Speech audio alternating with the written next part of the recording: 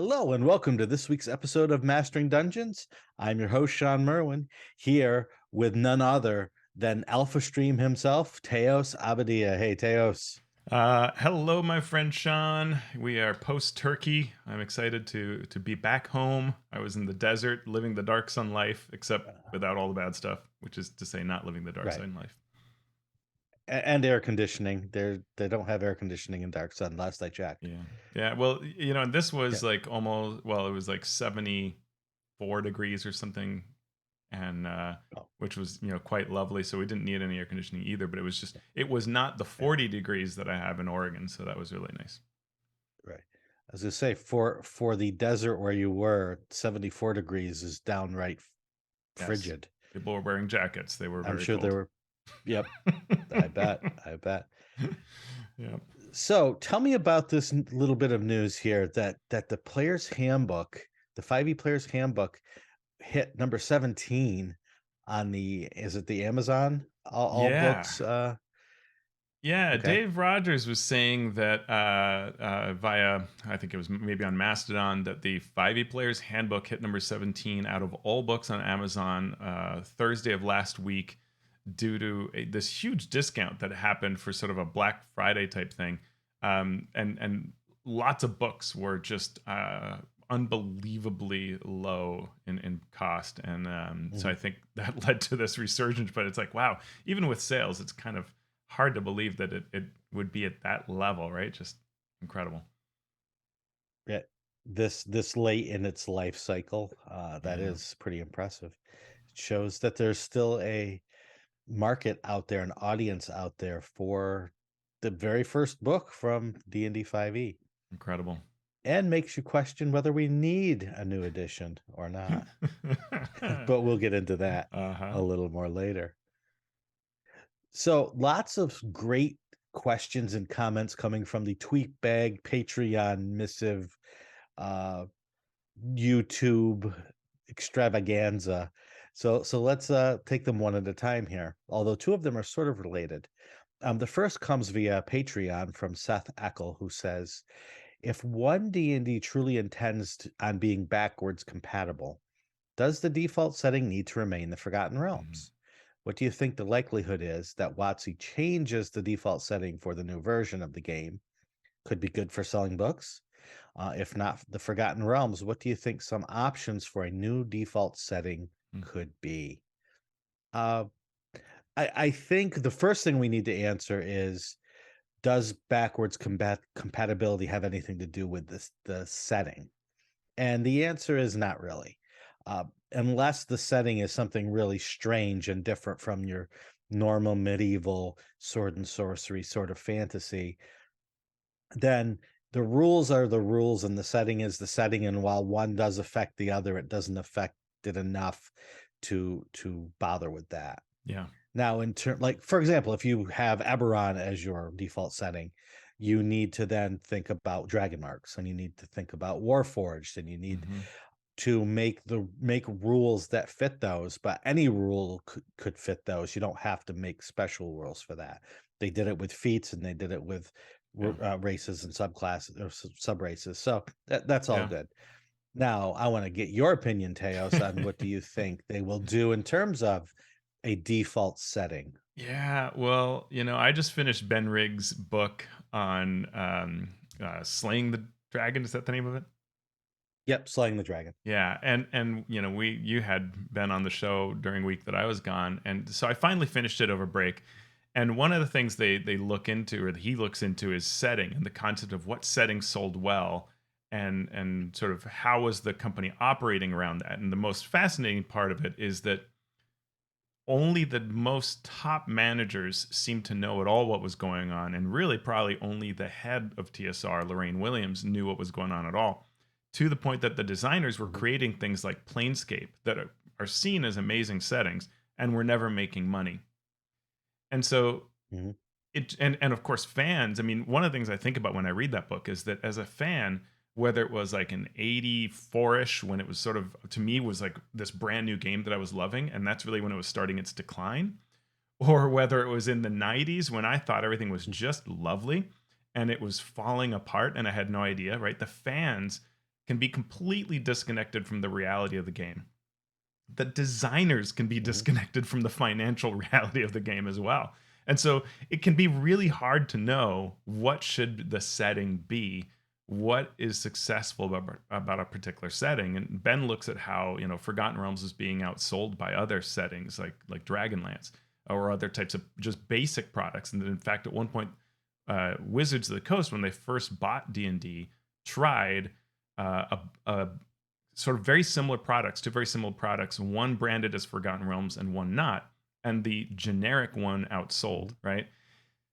But fast Right. forward to 5e, I think that the reliance on the Sword Coast, as tiring as it might be for those of us who are a little more hardcore, has actually been quite successful because it creates this sort of common language.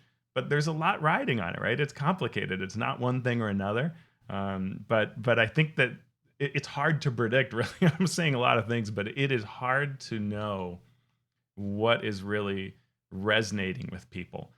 And I don't know that we've Right. seen any clear indications that say, as the company launches the various Magic the Gathering settings or Eberron or Spelljammer, that those have truly resonated, broad, been a beachhead for new players, anything like that. I've not seen any of that. They seem successful to me. What do I know? But Mhm. I don't see sort of a giant surge of it. So in lieu of that, I guess Forgotten Realms sounds great. What do you think? Yeah, that's exactly what I was going to say. The short version is if you have new players coming, they're not going to know what the Forgotten Realms is, Hmm. so they don't care. Right. It's all new. So It's wonderful. do whatever you want. Yeah. But for existing players, it's more likely that you will have people upset that you don't use Forgotten Realms than upset that you do use Forgotten Realms. Yeah. So with that segment of the audience to think about, you're probably best off just doing it. Now, you don't have to do it heavily, you don't have to do it Hmm. deeply, and you don't even have to make it that noticeable. Right? You Yeah. don't have to say the default setting of D&D is the Forgotten Realms, but when you give examples, you can use the Forgotten Realms. Hmm. And that way it makes it easier for you to slide something in, um, and make it work with your core game, Hmm. than having to remove pieces to make it work with another setting. Yeah. So I think the Forgotten Realms is generic enough in terms of a setting and popular enough in terms of a setting. And now there's a D&D movie that is going to be set in that setting. Yeah. So you sort of want to Yeah. keep that sort of flow going, I would say. I think the biggest thing is whatever Any other setting, thoughts? yeah, just whatever setting you're going to choose, have a strategy around how that is bringing people in and retaining them. And if the answer is many settings, Mhm. same thing, right? But whatever you choose, that needs to have a strategy behind it. And I think that's maybe what I see most of what failed at TSR, and just keep measuring, right? But one hopes that they're doing that. Yep. Another similar question from Twitter from Chappy Thoughts. Do you think Wizards is hamstringing its designers by insisting that one D&D be backwards compatible? So, two things here. One, we can't be 100% sure that Wizards is insisting to its developers that one D&D be backward compatible. Hmm. They could say it's going to be backwards compatible to us as marketing talk, as PR talk, but in reality, they could be telling their designers, do whatever you want. Right. Don't worry about compatibility. And now, if they do insist on backward compatibility, is that hamstringing the designers? Yes and no, because designers are going to be hamstrung by something. There will always be design goals. They could be very strong design goals that are shoved in the designers' faces, or they could be sort of, more mild design goals, but there's always something. And limitations aren't necessarily bad either. Limitations can help you focus design choices, whereas you might wander otherwise or throw too many options out there. A limitation, rather than hamstringing you, can actually focus you. Yeah. So I think the designers are going to be just fine no matter what. I think they're going to be given enough room to do what they want. Um, but you and I have both worked for companies, both game design and just regular corporate world companies, and there's always something in the background that's pushing you, that's bringing to bear its own sort of weight that you Yeah. have to take into account as you do your work. Along those lines, the biggest thing is having some clarity when you're inside the building, right? So if you're a designer, a developer, an editor, that you know what that goal is, right? Like, and that we understand that, or that we know which parts of it are still in play and being discussed, right? That is important because I need to know whether, say, monster CRs are changing, or whether whether there will be no more CR, right? Like, if I don't know that, how can I design around that, right? And so those are the kind of things that we need to understand, right? Mhm. If the framework, like for example, it sure seems like feats are coming in at first level. I as a Mhm. customer would like that to still be in play.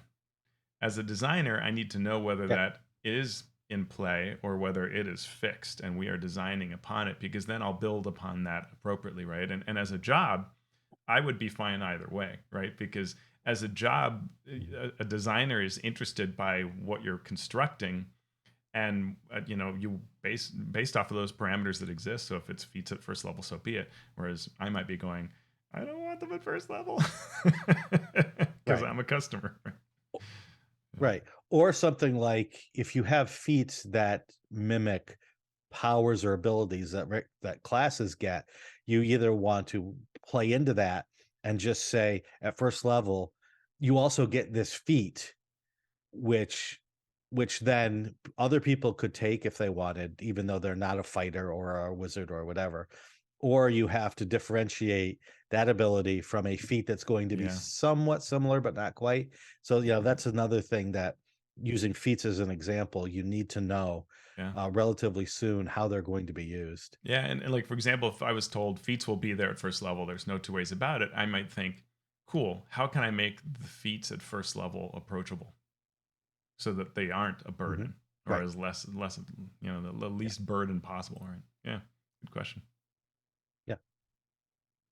All right. And another question from Eric Commander via YouTube. After listening to your commentary on useful backgrounds, it occurs to me that it would be beneficial for written adventures to identify and summarize early on what background features, or maybe even skills might be of particular use throughout the adventures. This would be beyond the more common pre-generated characters or character secrets included in many published adventures. Have you ever seen this done? Absolutely. We did it in the Oracle of War Adventures League campaign. In the campaign document, we suggested some new backgrounds or suggested some existing backgrounds that you might want to use for your characters. We created a few of our own. And then at the start of each adventure, we would say, pay attention to see if any of your characters have background X. And if they do, here's some information that they're going to find out during the adventure. Mm. Here's some benefit that they might call upon, based on that background during the adventure. And we tried to do that at least early in the campaign. We tried to do that for each adventure, something different for each adventure and for each background. So yes, it has been done, and it's not terribly difficult to do as long as you limit the number of backgrounds that the characters and the players have at their disposal. If you can limit that and say choose from these 10 backgrounds, even creating your own for your own campaigns, that lets you then pull them in and use them to a better extent than if the players have to choose from Mhm. 100 backgrounds, because then it's much harder to do that. Yeah, agreed. I loved what Oracle of War did. Two quick thoughts on this. One is that when I try to do something like this in a campaign, or let's say when 5e first started, I would try to do things like, okay, I'm going to use all the backgrounds. Let me write down what every character's background is, all 6 players. Let me write down their ideals and their bonds and all these things. And then I found I was quickly overwhelmed, and I couldn't feed off of it. And an adventure has the same problem. If it tries to say, like, here's how to use all the backgrounds in the in 5e, right? Like, that's a lot. Um, Mhm. And Yeah. so what I ended up doing as a DM was to say instead, hey, I'm running a campaign. In any given session of a campaign, I'm going to focus a spotlight on one or two characters. So I'm going to look through the list of characters. Who have I not put the spotlight on recently? I'm going to choose them. What do I know about those characters? All this is before play when I'm prepping. Okay, those two, they have this background and that ideal. Oh, I'm going to play off of this person's background, that person's ideal. Here we go, right? Um, Mhm. Back to that adventure writing standpoint, my second thought is looking at the new Dragonlance book. I noticed that, and we saw this during the UA, they have super fleshed out backgrounds. If you're a Knight of Salamia, if you are a sorcerer, high mage, right, of the tower, what Yeah. do you call it? High mage sorcerer, or something like that. Yeah. Tower of High Sorcery. There we go. Mages of the Tower of High Sorcery. So if you are those things, you get a really cool background that's super tied into the story. You get feats that further reinforce this. So like double layers of cool stuff. And if you're not, it's like, hey, just take a feat to make up for it. Here's, skilled or something really simple. And that to me is an enormous letdown structurally what that adventure is doing there. I love a lot of other aspects about the adventure, so I'm not saying don't get the adventure. The adventure is great, but in that particular part, I would like them to have done some work around the other backgrounds and how to bring them to life. In fact, I would have liked them to include specific backgrounds for Dragonlance because I think that setting deserves that. Mhm. Very true. All right. So thank you for those questions and comments. And you can always hit us up on any of our social media, YouTube, uh, Twitter, Patreon to ask those questions. But now we will dive into our news and commentary. And our first bit of news is one that we've been waiting for, kind of. So Wizards of the Coast has clarified, with air quotes, their OGL stance for 1D&D. So last time we talked about rumors regarding the OGL and SRD for 1D&D. Well, comicbook.com took the step of reaching out to Wizards of the Coast and asking them, we've heard these rumors. What do you have to say? And Wizards of the Coast came back with this following statement. Quote, we will continue to support the thousands of creators making third-party D&D content with the release of 1D&D in 2024. While it is certain our open gaming license will continue to evolve, just as it has since its inception, we are too early in the development of 1D&D to give more specifics on the open gaming license or system reference document at this time. Mm. So 3 sentences. Sentence 1 says, yes, we're going to support people in creating their own content. A lot of people read that and said, oh, we're safe. They're going to support us and we're going to be able to do exactly what we've been doing. No, that's not what they said. They could take away the open gaming license completely and still say that people can create their own stuff.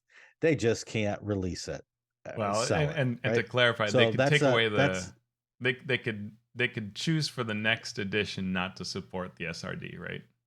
Because you can't really end the open game right. license. Yeah. Correct. So the second sentence is the open gaming license will continue to evolve.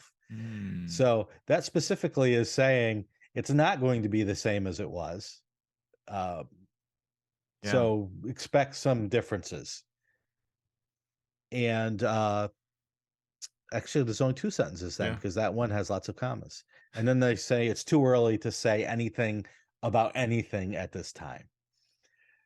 Yeah. So, thoughts on that, Teos? Well, so the first is just that they were willing to answer it is good. It suggests that they were attuned to the conversation enough to recognize, okay, people are creating attention-getting videos on YouTube and you know creating firestorms on social media. We should probably say something. And so, as things to say go, this was fine because they probably don't know, right? I mean, the 5e SRD was sort of done at the last minute as well, right? And so just to clarify, so the OGL is the license to write for D&D and create your own content. When that was created, there's two minor versions of it, but neither leaves. They are there forever. They're perpetual and can't be revoked. Now, new licenses could be offered. So you could have a new version of the OGL, which would be an option to use that instead of the other. And there might be reasons why that's attractive. So whatever that evolution of the OGL may be, the others will remain, right? They can't go away, but there may be reasons why you want to switch. So for example, if there was no new OGL, but they simply said, hey, creators can now write for D&D Beyond. Your work will be searchable, findable, integratable on D&D Beyond. But here's what comes with that. And you may like that or not like that. And as a third-party company, you may like that or not like that. But now there would be this sudden market shift to consider the old way of doing things and the new way of doing things. And because the D&D Beyond platform would be attractive and maybe integration to virtual tabletop, that whole walled garden discussion, this could all be a big thing. Similarly, the SRD. So the SRD is what tells you that you can use the fighter class, but it doesn't have the artificer, so you can't use the artificer class. Is Wizards going to sue you if you write up an artificer thing? Probably not if you're relatively small. But if you were, if Kobold Press were to start doing it, I think they'd have a conversation with them and say, hey, that's not on the SRD, right? And so it's something that Wizards can defend because they're choosing to say, here are the elements you can use from our rules when you create open gaming content. And the more that the edition changes from 5e to 5.5 to 6e, whatever we end up getting in 2024, whether there's an SRD dictates whether you can use it. And also how aggressive Wizards decides to be in defending it, right? So there's kind of multiple levels where this clarification doesn't really give us an answer, and there's still reason to worry because 4th edition did not have a new OGL or a new system reference document, and no one really published for it. Very few people published for it third party. Why? Because it was seen as too different to try to get away with writing for it and not draw the ire of Wizards of the Coast, right? And then as time went on, the character builder and all of these other features for 4th edition were so robust that you really didn't feel you could make a dent into that, into the customer base and pull them over to your side. Yep.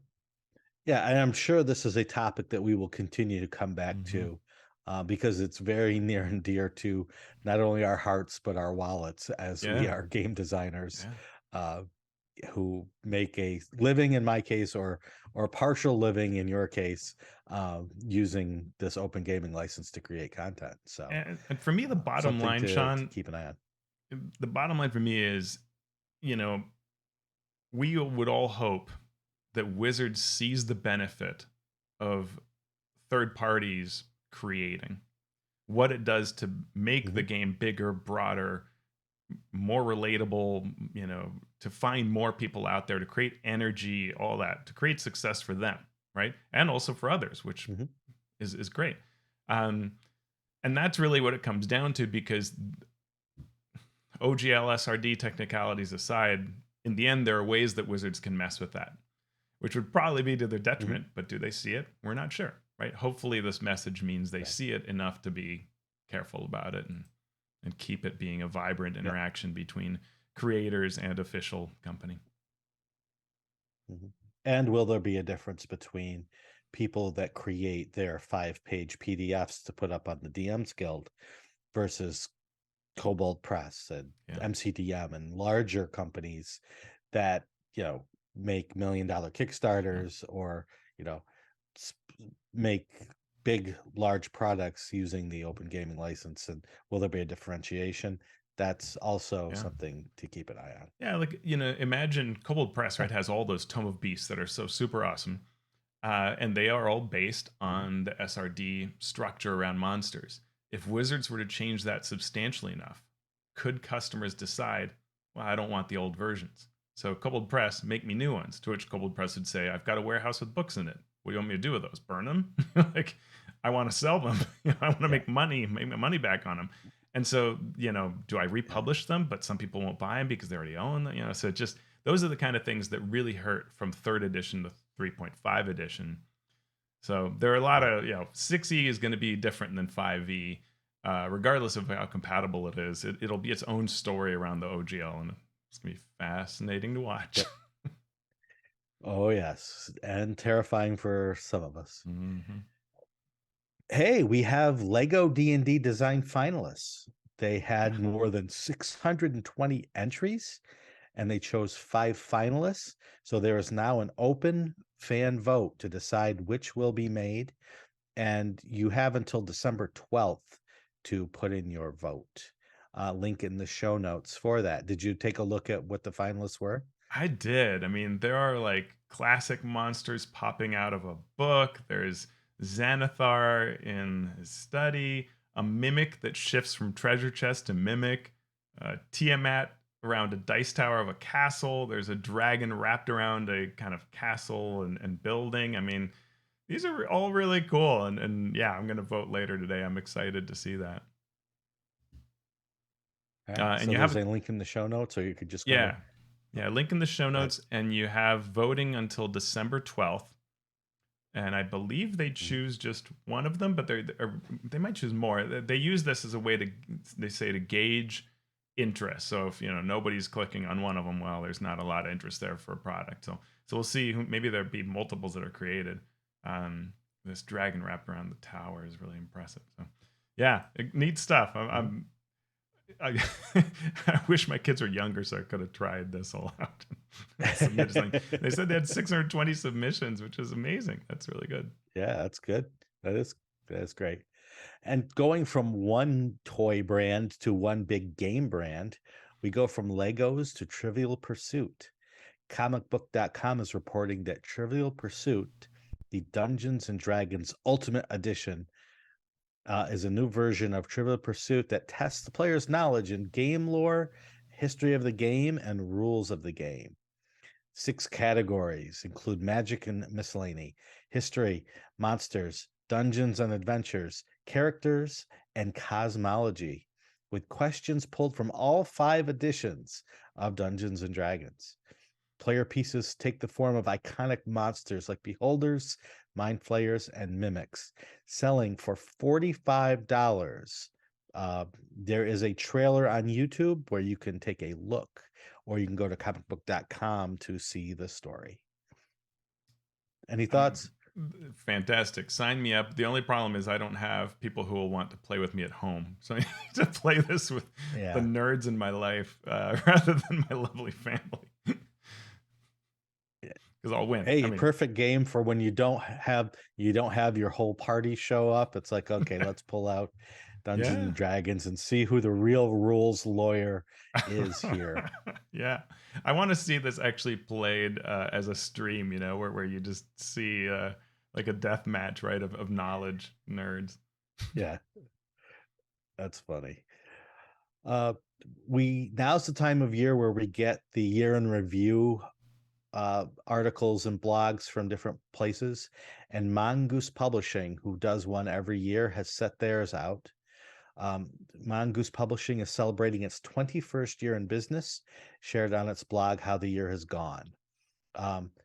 You read this, so I'm going to let you Yeah. take over from here. I mean, it's, I was thinking like, oh, they're going to say like what products are coming out. And they do that. But they talk about the radical changes they're making to their company, with the ultimate goal being that this is a company that becomes employee owned and employee led.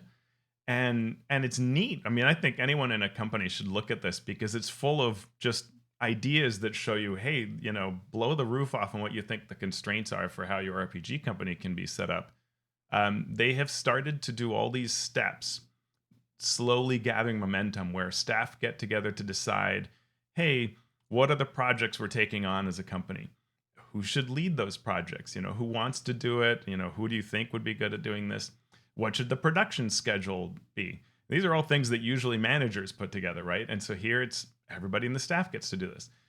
They get to decide on what they work on and when, right? So imagine you just telling your boss, I'm going to work on the following project, not this other thing. Staff Yeah. all receive training on the way the entire company runs, from receiving orders, customer support, financial management, so that they're intelligent enough to think about all the different uh, parts of the company and what they do. They take turns reviewing bank financials and running payroll, predicting revenue, and understanding company health. They decide how to spend money. So they built this like gorgeous looking kitchen. And one person volunteered to be, as their job, the in-house executive chef, so that everybody can have healthy, kind of home cooked style meals every day.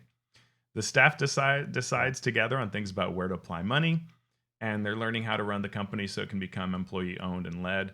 The CEO talks about how, or president talked about how they kind of sat back for a while and let the staff just run things to kind of get experience at this. It's really cool. And then they talk about, here we are working on Paranoia and Shield Maidens and Traveler and so on. And it looks to the future with future improvements that'll keep coming as the company operates. But I just thought that was absolutely fascinating read. MT Black shared that with us. Yeah.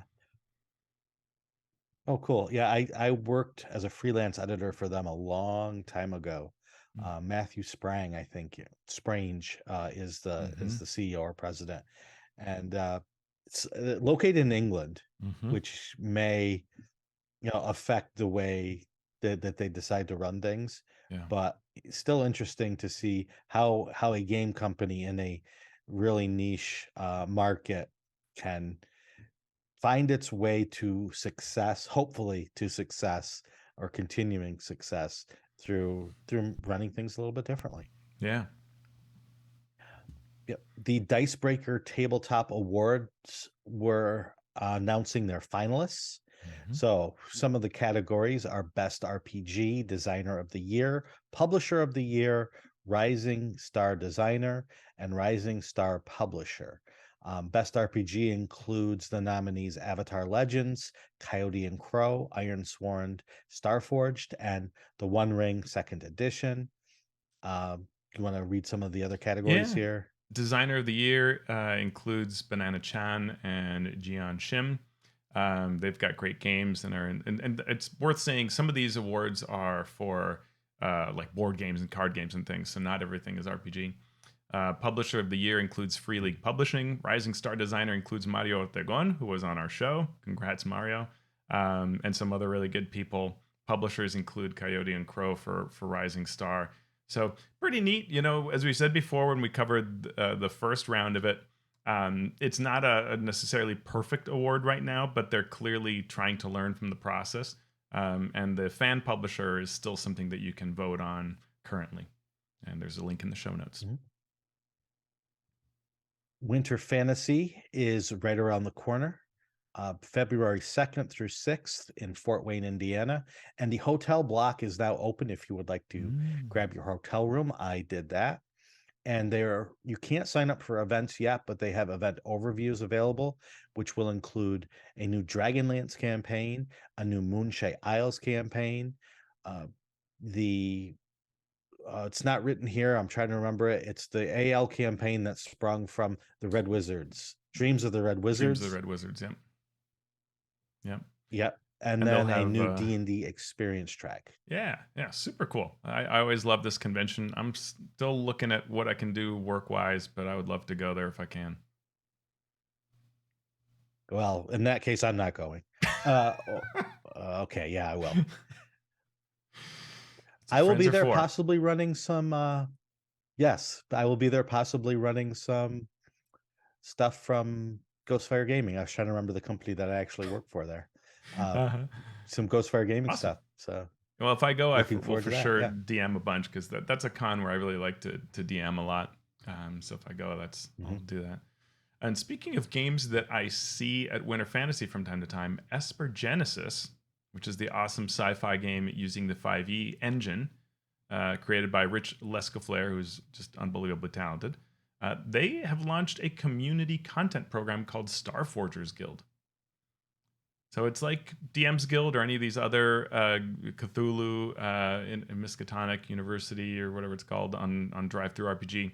There are a number of Mhm. these that exist, and there's now one, the Starforgers Guild, that lets you create for Esper Genesis. And so there are rules there. We've got a link in the show notes so you can learn how to become a creator for that. Yep. And all of that is hosted on Drive Through RPG. And someone who we talk about a bit on the show, Elven Tower, has a free adventure. Elven Tower is a map maker and adventure writer featured in the Wizards of the Coast Candlekeep Mysteries adventure. He offers the adventure called Shrine of the Basalt Pilgrim, a delve for characters of level 5, Yeah. with a link in the show notes. So always great art and always great adventures coming from Elven Tower. Awesome.